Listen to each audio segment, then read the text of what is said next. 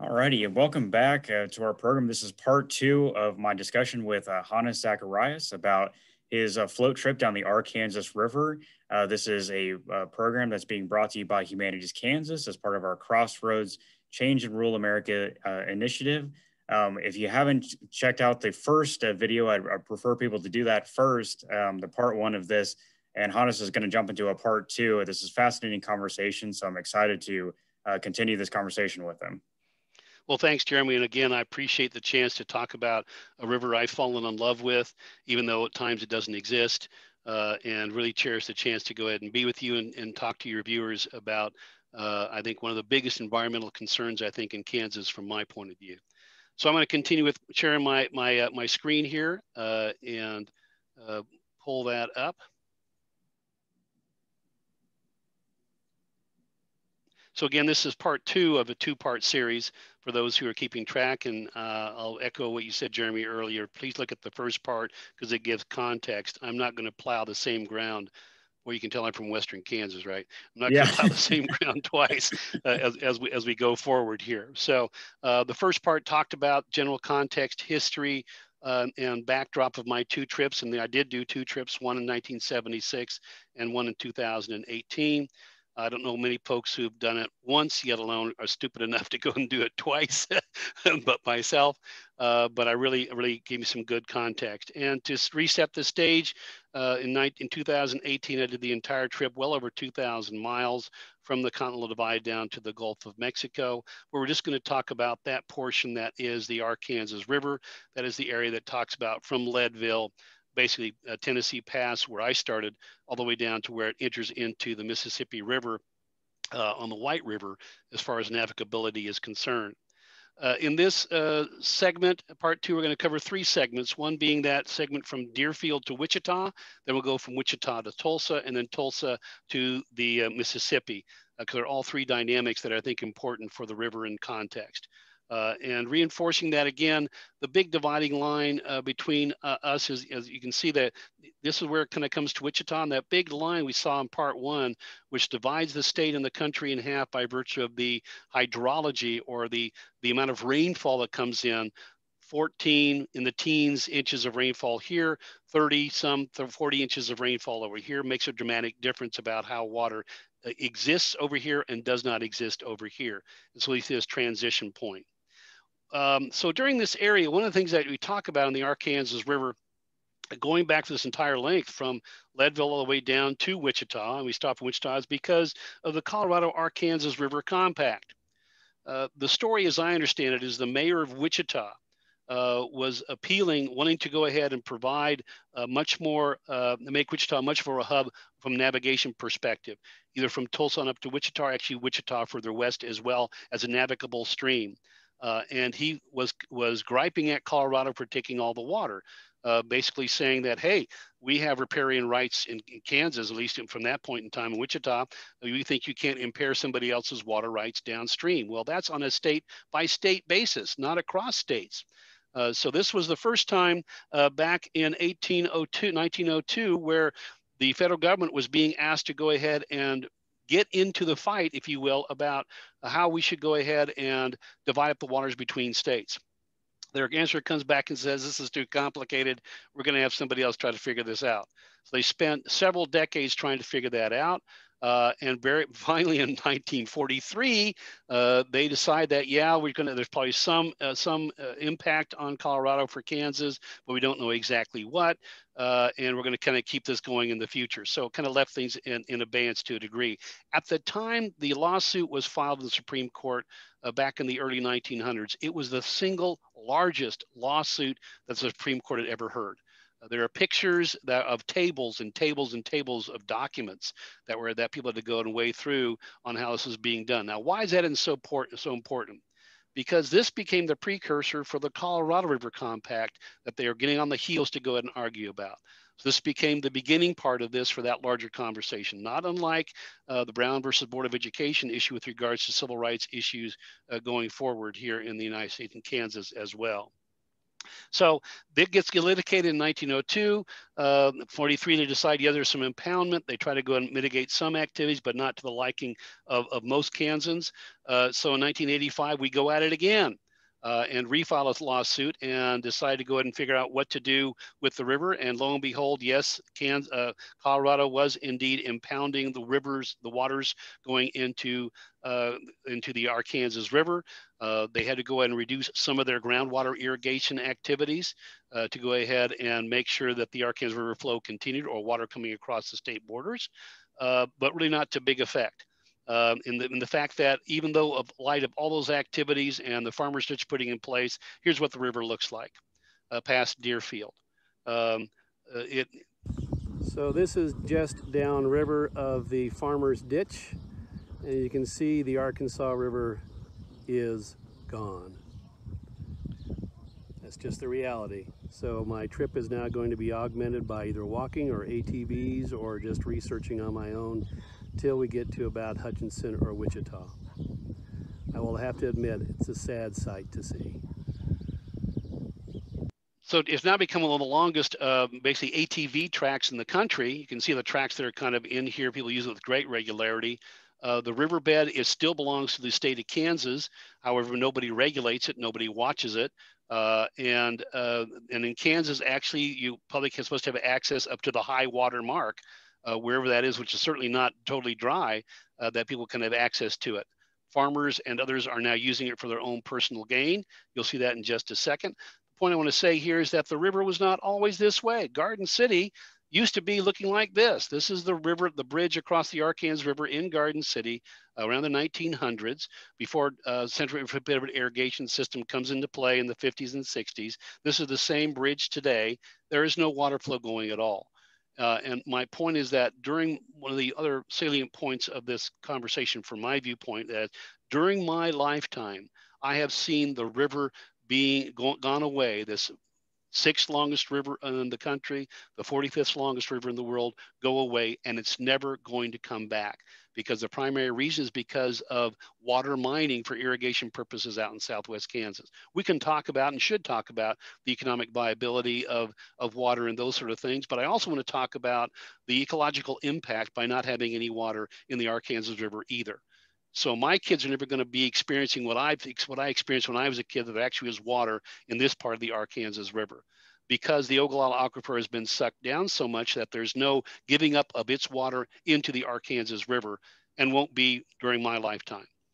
In fact, we're continuing to pump as we go forward here. Here's the same picture from the early 1900s.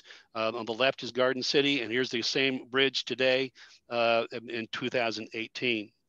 The water was used to grade a plumb as well. You can see that even in the early 1800s, Dodge City was looking at that. This is the Great Sewell Ditch.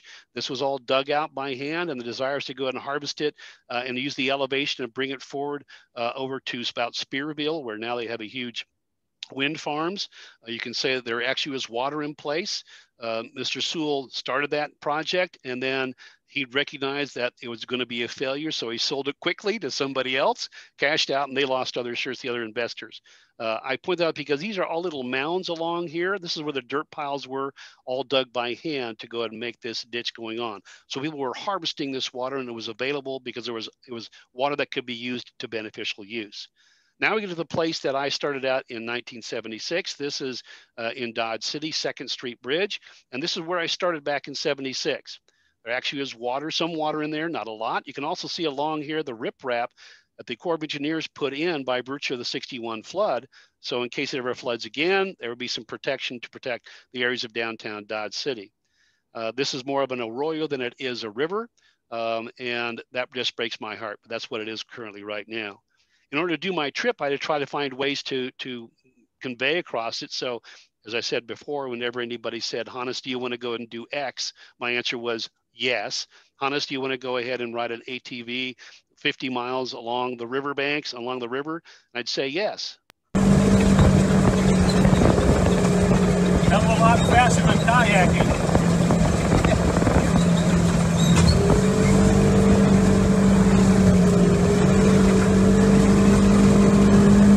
There are efforts to go ahead and make that a kind of a regular long ATV track and start marketing it that way, because the state of Kansas again owns this whole river area. I think there's a lot of interest. I'm not a real advocate of ATVs personally, because I think it tears up the territory in certain places, but no one's using this area right now. And I'd rather have it have some use than no use at all, because if there's no use, then people forget that there once was a river here. And my hope is to bring people's consciousness back and walk where they can. Like I said before, the area has been used for illegal purposes as well. One of those is for sand dredging. So they finally have stopped this operation, but not before they did a great deal of harvesting of marketable sand for operations. Called what? Burn Miller Channel? No, it's River Channel. Just right square in the middle of the channel. Yeah, so this is an area that indeed was taken over by private landowners to make into a sand pit illegally in the middle of the river and left in place. That's terrible. Just west of Dodge City. So it's sad to see it, but that's in that case, you know, it's right. When no one's home, you know, the mice will play, so to speak. And that's how the river's being taken out, because there's no water in it. So why not use it for your own personal purposes? I think there's ways you can use it from other beneficial purposes. Like I said, horseback riding or ATVs would be possible as well. It is odd to me, though, that when the Ogallala comes in contact with the river becomes an oasis, literally.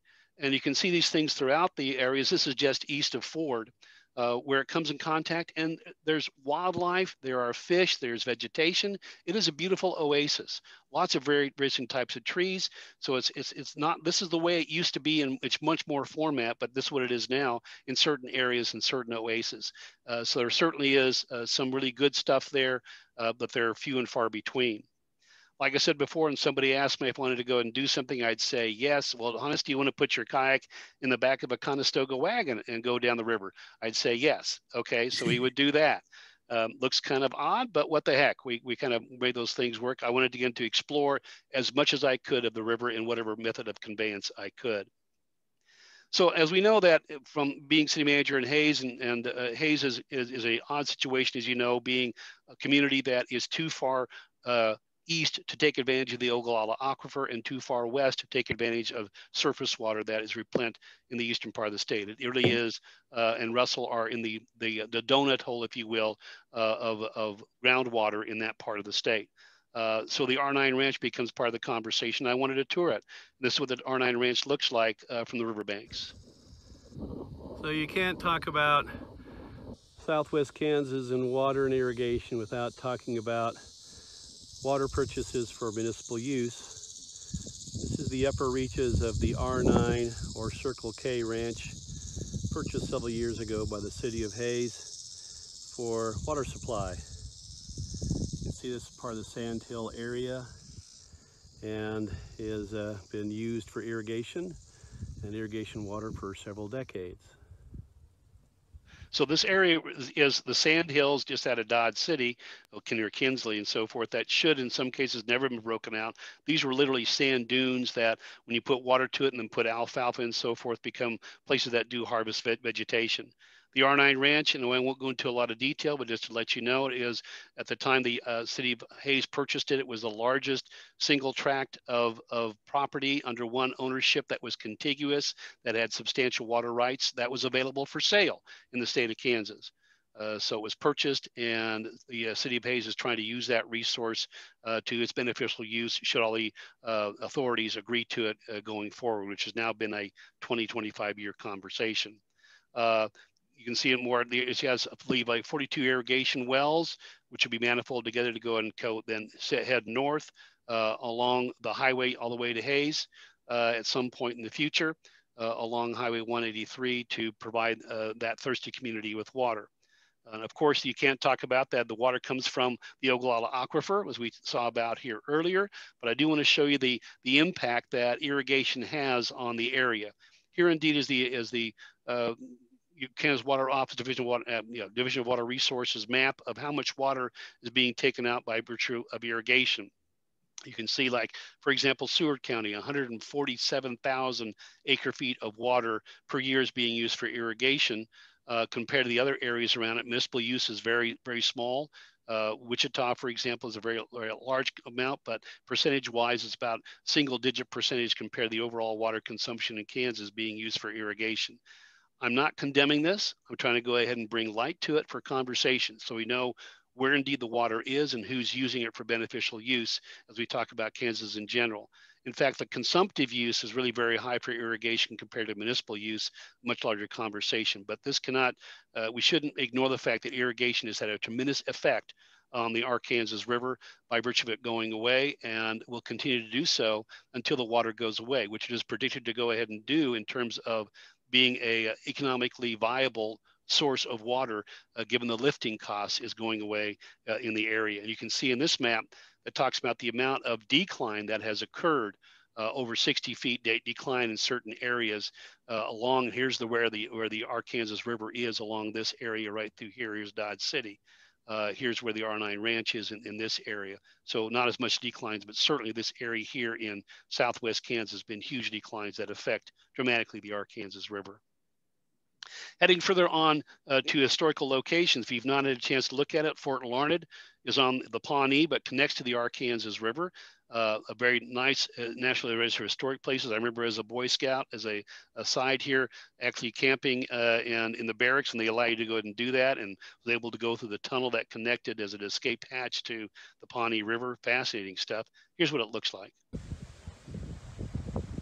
Beautiful prairie fort, still intact, with a very tall flagpole that was designed to go and be seen for miles if possible. So very historic location on the Santa Fe Trail again, and on the Arkansas River.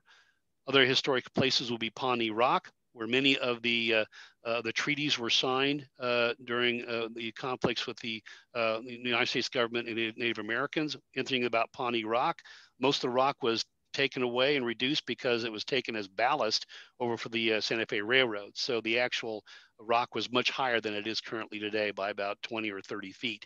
But certainly you can see a lot of photographs where people are staying around here signing, getting ready to go ahead and sign treaties on behalf of negotiating between both tribes and the U.S. government. Further on up north, you can then get to Great Bend. And I show this picture because, again, it reinforces that this is what the river used to look like in Great Bend in 1872. It was a formidable river to go ahead and be crossed. And that's why the pioneers, I guess the actual merchants, feared it so much, because they didn't want to lose other wares trying to go ahead and cross the river. And right now today, it is nothing. It is a sand trap, if you will, all the way up to basically Hutchinson. The river does start coming back to focus, though, near Hutchinson, and this is what it looks like. It starts getting remnants, and again, because you have rainfall now coming in, tributaries making it happen, and there's a rebirth of the water. So my desire to carry a drop of water from the Continental Divide to the Gulf of Mexico, I actually wanted to follow a drop of water, could not be done because you can't follow it. It gets evaporated, and it doesn't exist going on beyond Deerfield for all intents purposes. Trickle of water comes in, but not enough for me to go ahead and pass it. The Arkansas River exists. As you can see, it's not very big.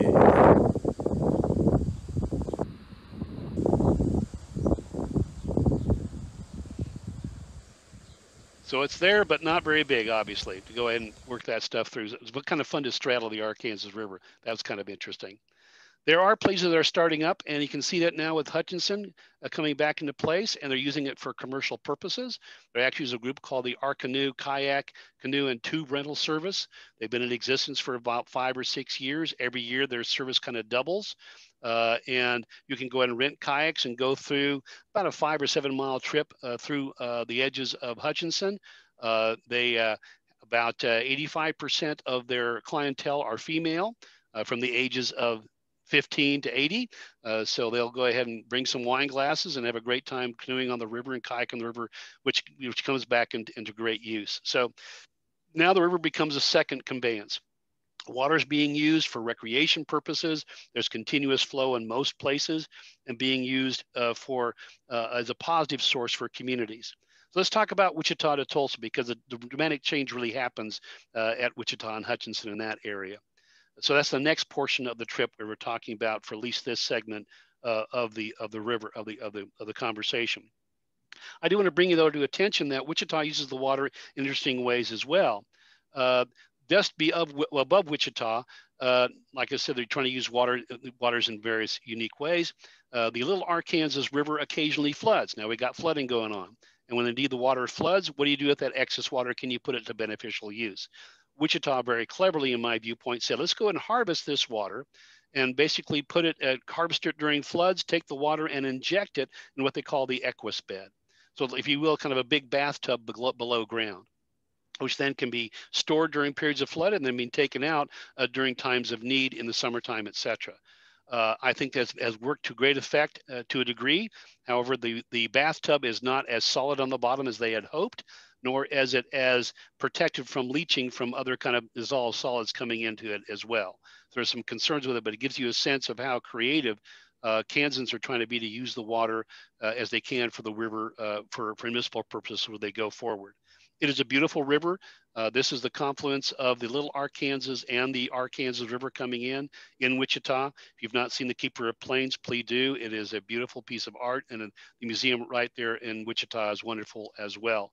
And Wichita now is facing the river as opposed to abandoning the river. This is at high flow, you can tell, because there's kind of some flood area along these areas, but it gives you a sense of what exists there. I remember going to school at Wichita State, where there was they had just been starting the Wichita River Festival, and at times we're going to get rid of it because it was not, there wasn't a lot of public affinity for it. That now has changed into as a major tourist attraction, bar COVID-19, as far as going on for Wichita on down. Wichita and on down and Ark City in that area, again, was being viewed as a traffic area for conveyance. You can see this is the Aunt Sally, which was at the Ark River at Douglas and Wichita. So you can, and the map, the bridge is over here to the right. But it gives you a sense that, yes, it's navigable, or at least was navigable from Tulsa all the way up to Wichita at times as things going forward. For me in 2018, I did try to go ahead and convey it as well, and I was benefited by virtue that there's a dam that is just keeps some water out near Century 2. But when I was getting ready to travel, for whatever reason, I did not market it or so forth. They let water out, so I was able to go and ride some of the water further on down to Arkansas City and areas down there, Derby, etc. Back on the Ark River again, just leaving Wichita, right below the Lincoln Street Low Water Dam. Fortunately for me, they decided to open up more floodgates just before I started, so I'm letting the water rise a little bit before I head down. That's always a good omen. So from here on down, I'm basically on my own, but for the good graces of friends and relatives as I meet on down the river, which I suspect will be plentiful. Good day. So I approached the river with kind of, I ditched my car at this point and basically said I'm going to go ahead and be unassisted from this point down to the Gulf of Mexico, and was riding high until I get just about a few miles downriver, and here's what happens. So someday I'll be able to get on a river that actually has water in it, enough to float, but not today. You know, perhaps another tablespoon of water and it might help, but so be it. So this is what my day is, basically float and drag, mostly drag then float, right by Mulvane, Kansas. It is beautiful, however, and it is lots of vegetation, lots of deer, lots of mammals, and gar at this point, which were kind of my nemesis at that point. But really beautiful, beautiful areas going forward here. And I was able to start comparing my trip to the 1976 trip. So on the left is where I camped and that area with my camping gear in 76, and on 2018 you can see to the right as well. Not much has changed. I'm not a very tidy camper to a degree. After spending 10 hours in the boat, you get kind of lax after a while. But very serviceable area and wonderful environment to go and be in.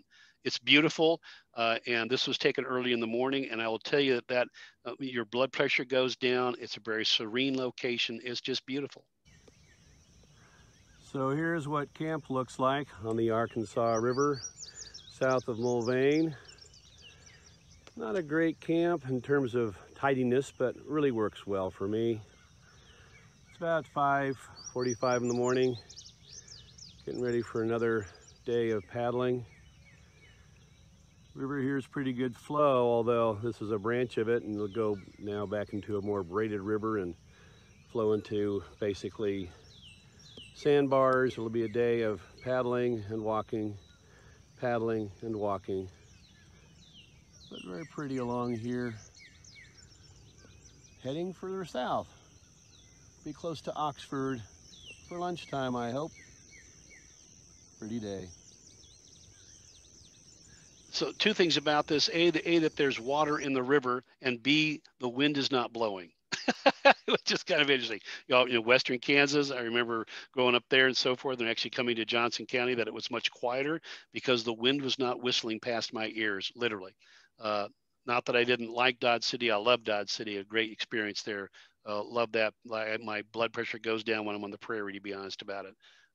But different environments you go down this area. Like I said before, this river now becomes a place that people are liking and trying to go ahead and face toward it. Wichita is certainly doing it. So is Derby.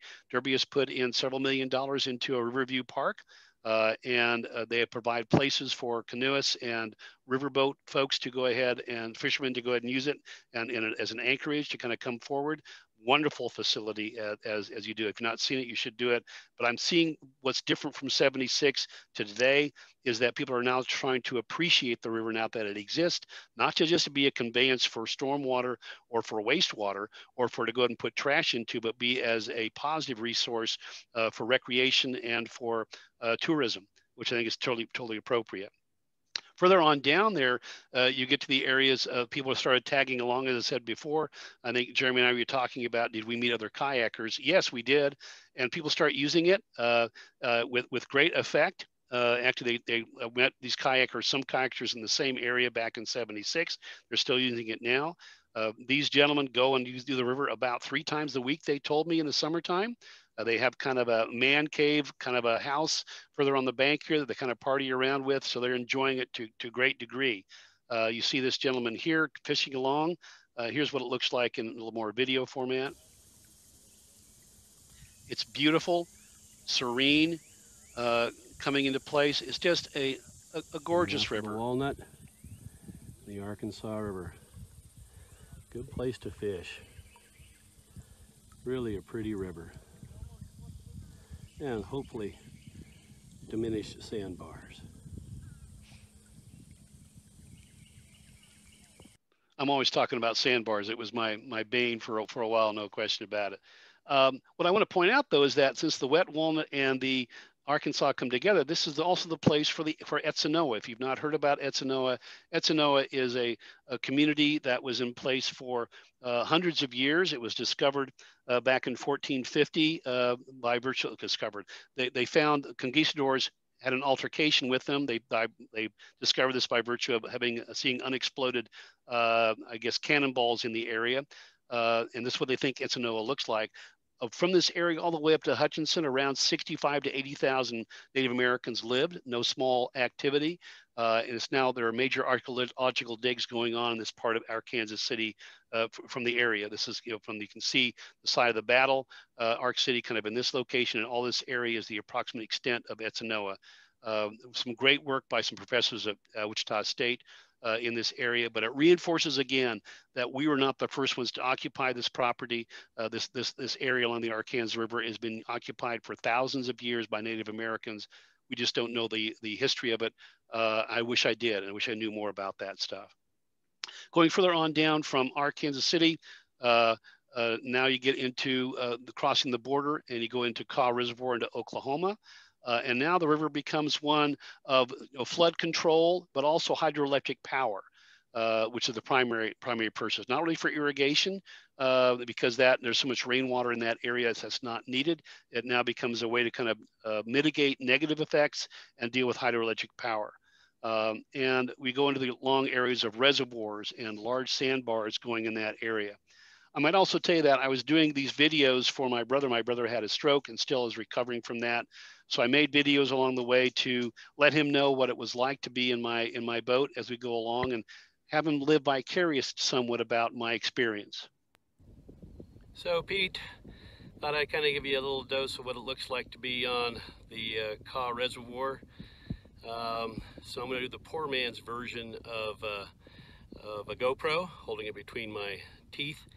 You'll be able to go and see the point I'm heading to. It's about a 14-mile journey all the way around this point. This is probably about 7 miles to that point. Probably take me about an hour or two to get there. But you can kind of get a taste of what it's like to be in my boat. There you go.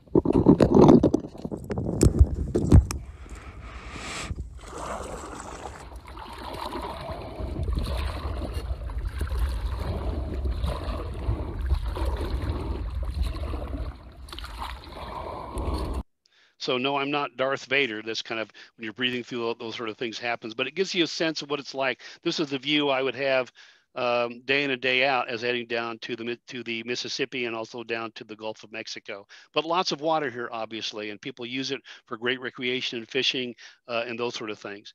Keystone Reservoir is just above Tulsa. You can see the large reservoir that is in this area and the large amount of water that's being released. This is not commonplace, and indeed is not what I experienced during the summertime activities. In fact, what I experienced was really no water at all until indeed the afternoons when they need to have the water being generated for hydroelectric power. So it looks a lot like this, just below the dam, where there's no really way for me to go ahead and traverse this because it's just all rocks. So in the afternoon, below Keystone Reservoir, they'll let out about 5 feet of additional water for power generation, which makes floating possible minimally. Right now, there are just rocks everywhere, making it virtually impossible to cross, or at least very, very difficult. This happens on a daily basis for power generation as long as they have water. And when I try to get a tour of the facility, we'll see. So the amount of water coming out is just enough to go and oxygenate the water for the fish that are in this area to keep their life going from that point. Getting to Tulsa, Tulsa's now taking advantage of the river as well, much more than they have in the past. They've now developed really kind of what called the gathering place. They're putting in hundreds of millions of dollars to put in riverfront amenities. And this is actually another dam in the area to kind of give yourself more water. But the community is really embracing, and communities along the river are really embracing the river to great effect, which is a real joy to me. Again, not just be a place where people would literally put their washing machines, car bodies, etc. Or I remember back in 1976, just above Tulsa, going before I entered the community, there would be these large pipes with foam belching out of them, just doing industrial waste in the river left and right. That no longer exists, which is good. And I think that's one of the biggest changes since 76 to today is indeed the quality of the river going forward that way as well. I'll show you this picture because it's kind of an odd one. This is the craft I used back in 76. And you can see there's no ribbing in here. It's actually a Klepper kayak. It is the same version that Hannes Lindemann went across the Atlantic Ocean by himself in the 1950s, the first person to do a documented trip across the Atlantic. Actually, this is the second trip. The first one was in a dugout canoe, but he used this same style of craft. I show this to you because when I got to Tulsa in 1976, I was visiting a friend of mine, and I gotten out and left my boat on the bank, got a hold of him. We came back, and I needed to get some of my gear, and as I was getting my gear, I recognized that the boat was all flooded because the reservoir had just released this massive amount of water and it had flooded my boat. Oh, great. So I had to take out all the gear out and so forth and dry it out and take it to the property. I had it tied up on a tree and so forth. I come back the next day and my kayak is gone. Somebody had stolen my kayak and didn't know what to do. I called my dad, and my dad said, well, the trip's over, come on home. But I was yet not to be deterred. So I go ahead and talk to the radio station, TV stations, etc., newspaper, and they do a story on the fact this lone kayaker doing the Arkansas River carrying a bicentennial message from the mayor of Dodge City, mayor of New Orleans, has the kayak stolen. Oh, geez, I was the yuck factor. So I can see got clippings from the New York Times, Los Angeles Times about me being the humor point for the day about what ridiculous person is doing a kayak on the Arkansas River. Well, that had good positive effect. I get a call later on, a day later on, and from a female, it was happened to be a mother of some kids, saying, I got half your kayak. You don't want to hear half your kayak. But I found this kayak is unique, that it has ribbing. So some kids had taken it apart, take apart the ribbing, gave me the skin and the ribbing. So I spent 4th of July putting it all back together and was able to complete my trip. What was interesting is that people would also give me, they wanted to give me their kayak to complete my trip. There was so much affinity for the work I was doing, to kind of share in the adventure, if you will, with other people. So that's why I show you this picture. Let me stop here for a second and see if you have anything, Jeremy, with regards to any questions or comments before I do the last leg here. I'll back up just quite a ways here, because we've moved on to the uses of the river, the surface water of the area. You were talking about in Southwest Kansas of the river being used primarily for ATV use or horseback riding, or for a long time some illegal uses as well. And growing up in Garden City, I'm originally from the area before I moved to Hayes to go to college. I always tell people that the way that people view the river there from recreational purposes is so much different than basically the entire, probably the rest of the country does in terms of the river. I remember being young, and there was someone that came to our school and was kind of giving like a conservation talk, about the area. And I remember one kid said, I don't want the river to come back with water. And she said, why not? And this kid earnestly said, I like riding my four-wheeler down it. That was, I mean, for a lot of experiences for the majority of people, really my age, really don't remember the river having water in it. As a young person, I remember getting a minnow trap, funny enough, for a birthday present for my dad, because we did walk down to the river. My dad's always been an outdoorsy guy, fisherman, lived actually not just out of high school, lived not too far from the river on Burnside Drive, for people in Garden City. I know where that's at, back in the 70s, early 80s.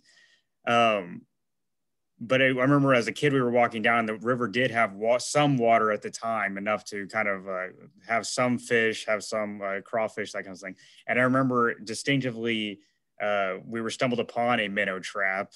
And I remember that was the first time as a kid pulling it out, someone that had left it there, and there was some crawdads in there. And I was completely fascinated with them. And it really kind of jump-started my love for the outdoors, nature, the area, which has continued in today, into the many conversations we've had with each other. So I remember my dad surprising me with a minnow trap of my own for my birthday about a month after that, which is really hilarious as a dad now, because that's about the most inexpensive thing that you could get your son.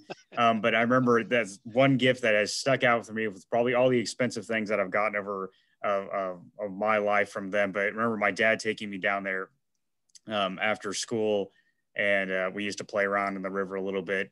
But shortly after that, I mean, the river really, for the majority of my lifetime, has been bone dry. Hannes, I think your video of the really small areas of water flow in that area, I believe that I have a video of the same year that you are taking that trip. I was back visiting Garden City, and I was down by a crossing by a development, housing development down there, and at a crossing, and I saw water actually flowing, because the area had some water or some rainfall. And I remember taking a video of that and posting it online and saying, I know for most people this is wildly insignificant, but this is the most water I've honestly seen flowing since like I said, when I was with my dad when I was a young guy.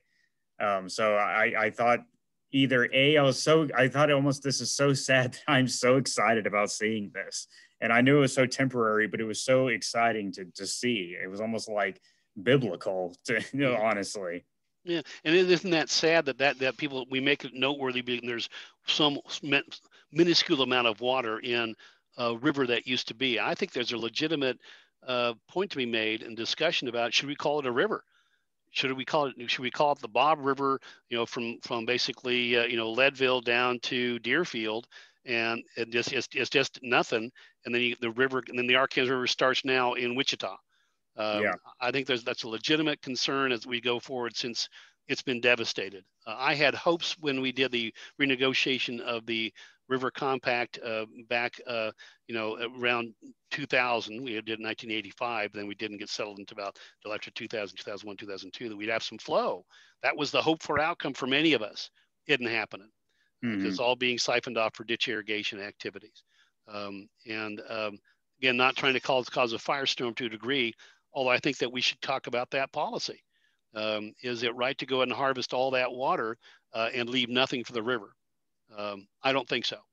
Yeah. But you're right. It becomes now a noteworthy event when there's any amount of water in the place that used to be a formidable river.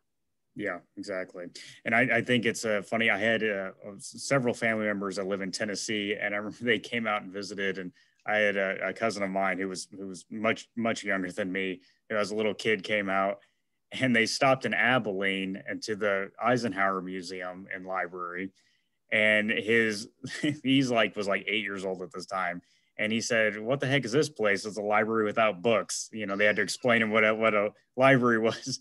And then they drove him down to Garden City to visit, and they took him to see the river. And he said, "What is wrong with this state? A library without books, a river without water." No water. He's like, "Take me back to Tennessee."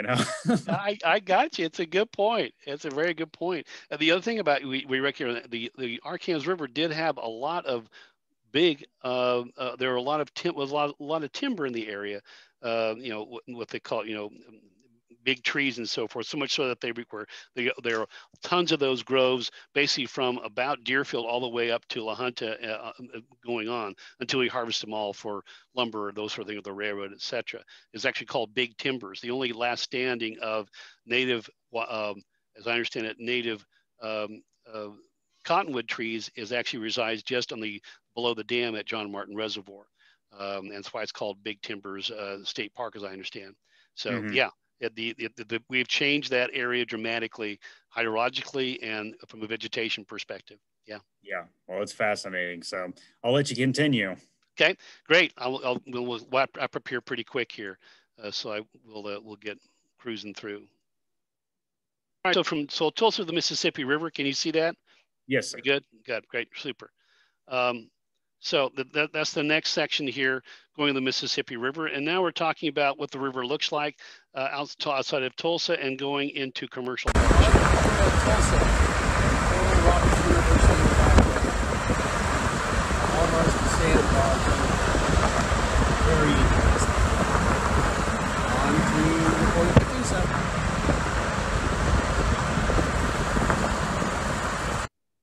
So as you can see, this is the area outside of Tulsa, still not navigable for boat traffic or even my kayak. It's too shallow going forward that way. But the story really begins there.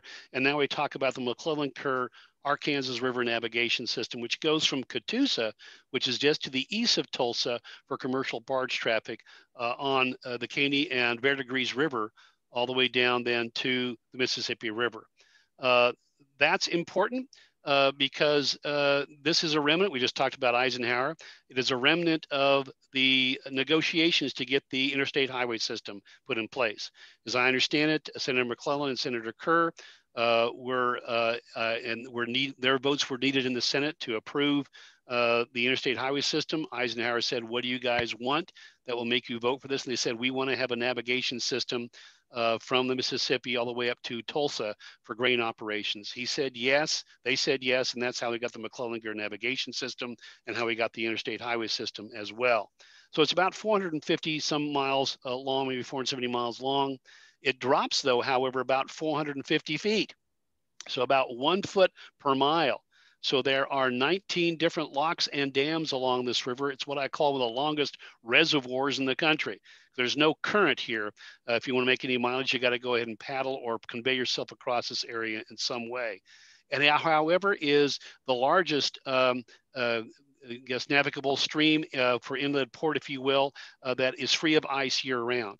A good portion of the grain, I'm because the good portion of the grain that comes out of Kansas goes to the port of Catoosa and all the way down to the Gulf of Mexico. If this was not in place, then indeed the only route to go ahead and do it for Kansas farmers would be by truck or by rail. This alternative, which is the cheapest way to go ahead and move grain in heavy amounts on barges, is certainly is a major source of concern for Kansas. It is being looked at now in terms of the issues of global warming, because again, the amount of energy to go ahead and move grain along this is significantly less than the amount of energy required to do for trucking or for railroads. So we have a stake in that in Kansas, if you will, by virtue of does this exist or not exist? There's been a lot of discussion with now COVID-19 funding and the infrastructure program to put dollars in to replace this. It's actually opened up in 1973. I was on it in 1976, but it's now had 50 years of low maintenance, if no maintenance, and it's starting to fall apart. It's a major conveyance port for the inland waterway area. This graphic shows how much the depths are for the various amounts of the locks behind them. This shows about the depth of the various reservoirs that provide water to go ahead and feed the system. One of the major areas here is not for now we harvest water, not just for flood control or for energy, some for water supply, mostly for recreation. It's now for providing water flow on the Arkansas River to maintain this inland waterway activity at a depth, I believe, of 9 feet as we go forward here. The same thing with Missouri River, and the upstream reservoirs provide navigation on the Missouri River for barge traffic. Here's what barges look like. As you look at this area driving over it, now the barge traffic right outside of Catoosa. Typical barges are about 9 barges, actually 8 barges plus the boat, the towboat, and we'll talk about the difference between a towboat and a tugboat in just a second. But now the areas were lined with barges. These actually are barges. These are out here are barges that are empty. These are barges that are full. You can tell by how far they are out of the water, in the water going forward. So I did start here again. Here I am back in 1976 at Catoosa, and here I am in 2018 at Catoosa as well.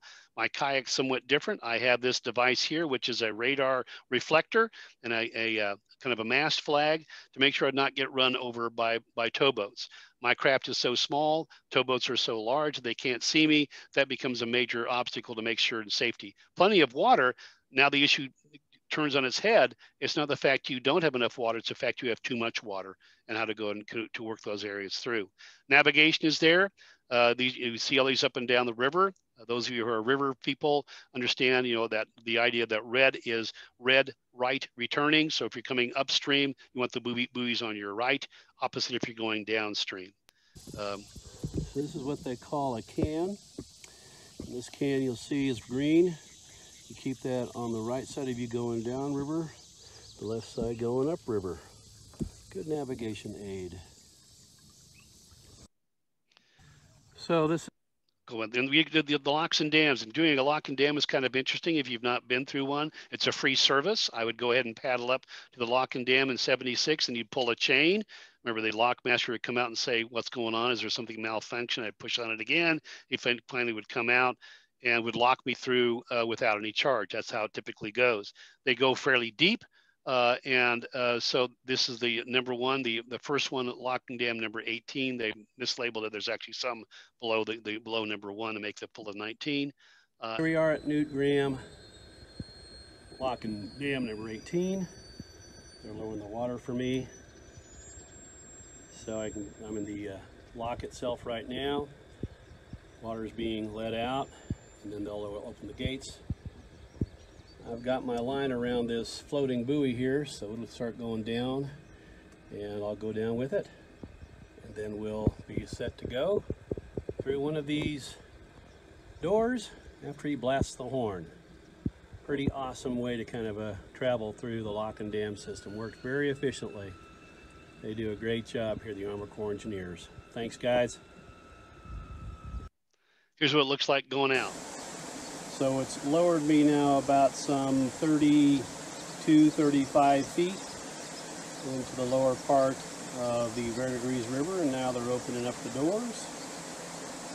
Horn will sound, and I'll go my way. Great way to do it. Thanks, guys. Appreciate it very much. You saw on the previous slide, it says no alligators yet. We actually were later on down, we were in the lock and dam, and we saw these big logs, but all of a sudden the logs started moving. Come to find out they were alligators. It's one thing to have alligators in the wild. It's another to go ahead and have the alligators in a concrete box in which water's being let out. Very interesting. Did fine, but there are alligators coming up now the Arkansas River from the Mississippi. However, the Arkansas River is beautiful and serene in many locations. The beautiful Oklahoma countryside.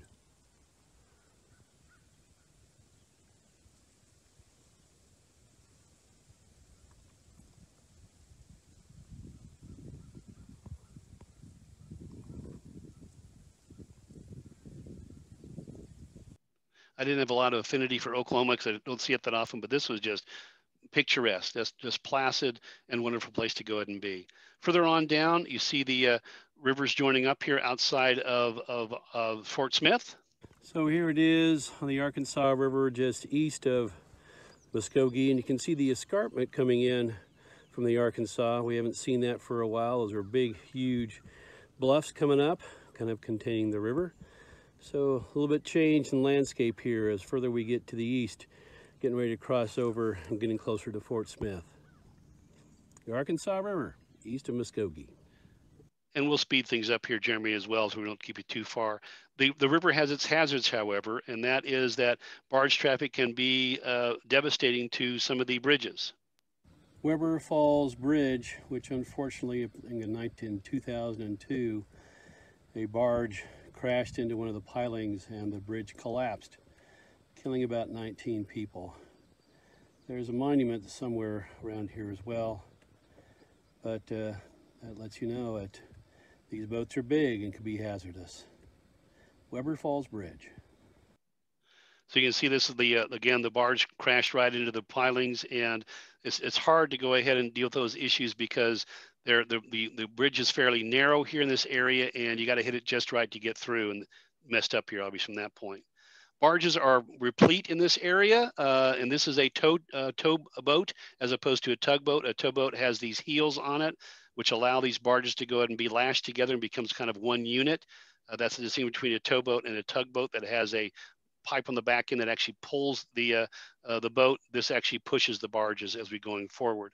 If you've not seen how fast barges come out of the ground, this is a good time-lapse photography. It shows you the power of hydrology. There's very electricity. It's just letting in the flow coming in to make that work. What I find fascinating about this is the back and forth of this area going forward here, which is very interesting. How much you can move them around back and forth is fascinating and shows you the power of water movement and hydrology. See how they get swayed here? Moving right over, exactly right. Being on the river was kind of interesting, but also being in the large expanses. These are the large areas of the seemingly endless Kerr Reservoir. I'll let that pop. The Kerr Reservoir is long and has lots of a lot of water in it that gets to be going for hours and hours and hours and not seeing anything but another buoy. I would basically go ahead and do 1,000 strokes, and then I'd rest for about 50 and do another 1,000 strokes and go from that point, literally counting them out. Fort Smith comes into play. That was a major outpost. As you know, that is one of the western expansions of the United States. It was the markation between the United States and Spain as well, and the Indian Native Americans. Of course, this is where Judge Isaac Parker, the hanging judge, was famous for his work in this area, very historic location. This is me in Fort Smith in 1976. I show you this because I had a great experience with a gentleman. I'd go down the river as an aside issue, and I'd meet people along the way. This happened to be a whole series of pontoon boats that were all tied up. Gentleman is having cocktails in the back. He says, "Do you want to have a cocktail?" My answer is always yes. So I stopped there and said, "Yes." "Well, you want to have some dinner?" "Sure, we'll have some dinner." He says, "Well, I work at the Air Force Base here. We'll put you up and see what we can do that way." "Great, but first come home to me and I'll have you take a shower." As always, take a shower. And I'll have my wife take some dinner, which she did, which was great. We then go out to the Air Force Base. This man was in skivvies. He then drives up and everyone's saluting him left and right. Turns out he was the Air Force Base commander, and he put me up in the VIP headquarters, had my own cadre of 6 or 7 officers or servicemen looking after me, my own private pool, my own private chef. It was an amazing experience. The next day, he puts me on the river, and I go ahead and go on down down the river. Why I tell you that is because then as I'm crossing over this bridge here, there was a sailboat. And then right by the sailboat was a towboat. I had wanted to go ahead and work on a towboat to kind of have the Mark Twain experience, but since they're all Union boats, I couldn't do that, except for one, that being the Bill Cad. So privately owned, and so I went then in 1976 back upriver to Tulsa, rope barge, and then I rope barges all the way back down down to the Mississippi River and got towed across, if you will, Arkansas in that area with a towboat. Fascinating operation. I couldn't do that this year, but my buddies did help me. So I got towed across portions of Arkansas with a motorboat. Great fun, but still had great experiences paddling through Little Rock and that area, working my way on down to the Gulf of Mexico. But here's what it looks like when you're kind of towing the boat across the area. 7.5 miles an hour. 7.2. That looks good. Beautiful area. We did lots of camping along the area. Wonderful people. You can see down here, this is the area let me back up a second. This is the area that has what's called Petit Jean State Park right on a high plateau. The geology and the geomorphology is fascinating throughout that entire area. I met wonderful people along the entire way of all stripes, all colors, all political affiliations, all income levels, and everyone was wonderful. Very, very nice to meet. When they would give me the shirt off their back. This is what it looks like. So this is the White River coming out of the last area, and this is the Mississippi River coming into here. I show you that because people are so afraid of these large rivers, and I think it is inappropriately so. Respect, yes, wear your life jacket all the time. But you got to remember that people were using these rivers as the major form of conveyance up until about 100 years ago, less than 100 years ago. So the idea that we should be afraid of them and a point that we don't take advantage of them really, I think, is I guess robs us of really some beautiful aesthetics and beautiful scenery to go and use on a regular basis. The number of times I would flow through a large city on a big river and having nobody around was astounding to me as we talk about it. So that's that. The mouth of the White and the mighty Mississippi. Only 590 miles to go. A little cloudy day, but doing okay. Go down about 9 miles and pull off. Should be good.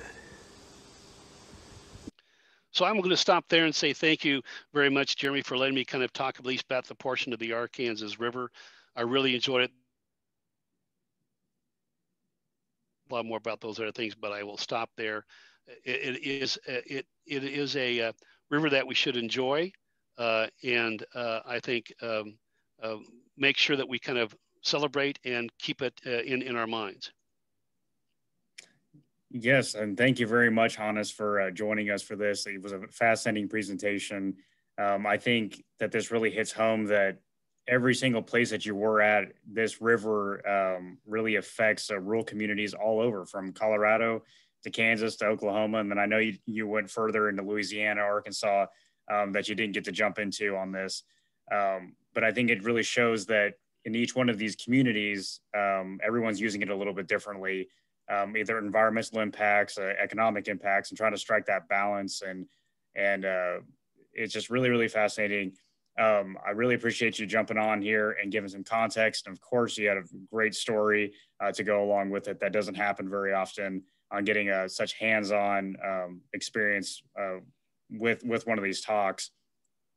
I'd like to direct everyone to the humanitieskansas.org. This program was brought to you by Humanities Kansas with a grant by them with the Crossroads Change in Rural America initiative that was provided by the Smithsonian Institute. Here in Hays, we have our partner site program called Crisis to Conservation to Conversation, a Hays water story, a pop-up display in our gallery that kind of shows the history of the Hays, Kansas water story, which I know Hannes kind of touched on just a little bit earlier in his presentation. We have other programming coming up, so please check our website at hayeslibrary.org. If you need to get in contact with me, you can always call the library or email me at jgill@hayeslibrary.org. And Hannes, do you want to give any kind of contact information if people are interested in learning more about your talk? Absolutely. I did put it on the initial slide here as well, but it certainly give me a contact. The email address is hzacharias4@gmail.com. That's HZACHARIAS, the number 4@gmail.com, or give me a call on my cell phone. I answer it frequently, 913-709-8153, 913-709-8153. And thank you again, Jeremy, for the opportunity to share my story and add more, I think, emphasis to say that we really should cherish this river in whatever context we have.